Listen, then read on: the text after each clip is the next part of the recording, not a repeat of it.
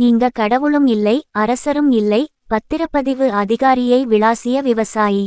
கோவை மாவட்டம் அன்னூர் மற்றும் மேட்டுப்பாளையம் தாலுகாவில் சுமார் 3800 ஏக்கர் பரப்பளவில் தொழில் பூங்கா அமைக்க தமிழ்நாடு அரசு முடிவு செய்திருந்தது. இதற்காக அக்கரை, செங்கப்பள்ளி, குப்பனூர், பொகலூர், வடக்கனூர், இலுப்பநத்தம், பெள்ளைபாளையம் ஆகிய 6 ஊராட்சிகளுக்குட்பட்ட பகுதிகளில் நிலத்தை கையகப்படுத்தி சிப்காட் தொழில் பூங்கா அமைக்கும் திட்டத்தை தமிழக அரசு அறிவித்தது. இதில் 2500க்கும் மேற்பட்டவை விவசாய நிலங்களாகும். இதற்கு விவசாயிகளும் பொதுமக்களும் இணைந்து போராட்டத்தில் ஈடுபட்டனர். இதற்கு அதிமுக, பாஜக உள்ளிட்ட அரசியல் கட்சிகளும் ஆதரவு தெரிவித்தனர். போராட்டம் தீவிரமடைந்ததால் கடந்தாண்டு திமுக மூத்த தலைவரும் நீலகிரி தொகுதி எம்பியுமான ராசா விவசாயிகள் நிலத்தை கையகப்படுத்த மாட்டோம் என்று அறிவித்திருந்தார். இதனால் விவசாயிகள் போராட்டம் ஓய்ந்திருந்தது. இருப்பினும் அந்த 6 பஞ்சாயத்துகளிலும் கையகப்படுத்த திட்டமிடப்பட்டிருந்த நிலங்களில் பத்திரப்பதிவு செய்ய விதிக்கப்பட்ட தடையை தமிழக அரசு இன்னும் நீக்கவில்லை. இதனால் தங்கள் நிலங்களை விற்பதற்கும் பாகப்பிரிவினை செய்வதற்கும் நிலத்தின் பேரில் கடன் வாங்கவும் முடியாமல் விவசாயிகள் தவித்து வருகின்றனர். ஒரு பக்கம் விவசாயிகளின் நிலங்களை கையகப்படுத்த மாட்டோம் என்று கூறிய அரசு, மறுபக்கம் விவசாய நிலங்களை பதிவு செய்ய மாட்டோம் என்று கூறுவது அந்த பகுதி விவசாயிகளை கொந்தளிப்பில் ஆழ்த்தியது. இதுகுறித்து அன்னூர் சார் பதிவாளர் அலுவலகத்தை 100க்கும் மேற்பட்ட விவசாயிகள் முற்றுகையிட்டு போராட்டம் நடத்தினர். அப்போது பத்திரப்பதிவு துறை சார் பதிவாளர் செல்வ பாலமுருகன் கையில் சில ஆவணங்களுடன் வந்து, வதந்திகளை நம்பாதீர்கள், பத்திரப்பதிவு நடைபெற்று கொண்டுதான் இருக்கிறது, உங்களுக்கு யாரோ தவறான தகவல்களை தந்துள்ளனர் என்றார். இதற்கு பதிலளித்த விவசாயிகள், நீங்கள் மாற்றி மாற்றி பேசுகிறீர்கள்.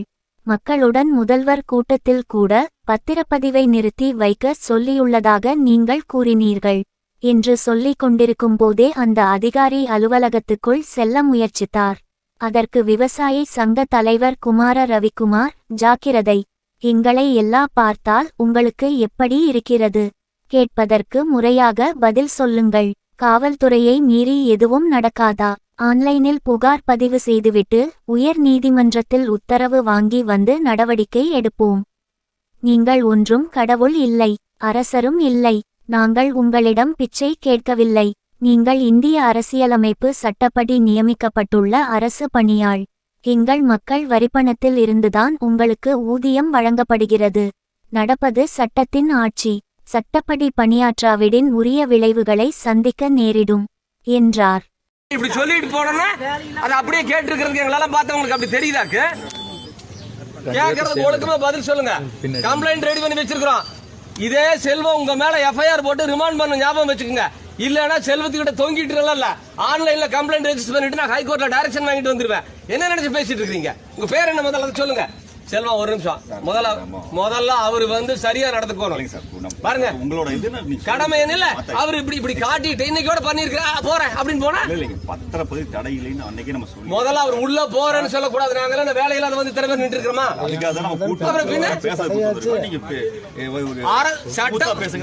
அல்லங்க, அவரு ஸ்மூத்தா பேசியிருந்தா நாங்களும் ஸ்மூத்தா தான் பேசுவோம். என்ன சொல்லிருக்கணும்? கொஞ்சம் நீ தள்ளி இல்லங்க, நீங்க நடுவுல நிக்கிறத பார்த்தா ஏதோ நான் அவர் அடிச்சு போடுற மாதிரியும் நீங்க இப்படி குறுக்கணும்னு அவரோட முகத்தை பார்த்து. உங்க பேரு சொல்லுங்க. செல்வ பாலமுருகன். செல்வ பாலமுருகன். ஒன்னு தெரிஞ்சுக்கங்க, நீங்க இந்திய அரசியலமைப்பு சட்டப்படி அரசு பணியாளராக நியமிக்கப்பட்ட ஒரு அரசு பணியாள். உங்களுக்கான ஊதியத்தை அரசு எங்களுடைய வரிப்பணத்திலிருந்து வழங்குகிறது. சட்டப்படியான ஆட்சி நடக்குது. உங்களுடைய வேலை ஒவ்வொன்றும் சட்டப்படியா இருக்கும். உங்க வேலை மட்டும் இல்ல, இவங்க வேலை உட்பட சட்டப்படி பண்ணலன்னா என்ன ஆகுங்கிறது இவங்களுக்கு தெரியும். இப்பதான் உன்னை நாங்க பயிற்சி கொடுத்துருக்கோம். புரியுதா? நீங்களும் அதை ஞாபகம் வச்சுக்கோங்க. நீங்க ஒன்னும் கடவுள் அல்ல, அல்லது நீங்க ஒன்னும் அரசர் அல்ல. நாங்க ஒன்னும் உங்ககிட்ட பிச்சை கேட்டு வந்த ஆளுங்க இல்ல. புரியுதா? நீங்க இந்த டாக்குமெண்ட் ரைட்டு பேசுற மாதிரி எல்லாம் பேசுனீங்கன்னா வேற விதமாய் போயிடும். அதை நீங்க ஞாபகம் வச்சுக்கோங்க. இப்போ போலீஸ் இருந்திருக்கிறது வந்து மாவட்ட நிர்வாகத்துக்காக. இன்னும் இவங்க கிட்ட கேள்வி கேட்டா இவங்க பதில் சொல்ல வேண்டி இருக்குது. நான் பரவாயில்லன்னு விட்டு வச்சிருக்கிறேன். புரியுதா? நீங்க இப்படி ஆட்டிட்டு உள்ள போய் உட்கார்ந்துட்டு நீங்க மாமூல் வாழ்க்கையை தொடர்ந்துக்கலாம் நினைக்க வேண்டாம். எல்லாம் வச்சிருக்கிறோம். உங்களை டிராப் பண்றதுக்கு எங்கிட்ட 10 வழி இருக்குது. ஞாபகம் வச்சுக்கோங்க. நாங்க தான் ரெஜிஸ்டர் ஆபீஸ் வரணும். உங்களை டிராப் பண்றதுக்கு இந்த வாரத்தில் பண்ணி போடுவேன், வேற விவகாரத்துல. அது எங்களுக்கு தேவையில்லை. ஒழுக்கமா அதுக்கு பதில் சொல்லி சரியா பண்ணிட்டு போனீங்கன்னா பிரச்சனை முடியும். அதை ஞாபகம் வச்சுங்க. எதுக்காக நீங்க வந்து ரெஜிஸ்டர் பண்ண மாட்டேன்னு சொன்னீங்க? பண்ணிக்கிறோம். சார்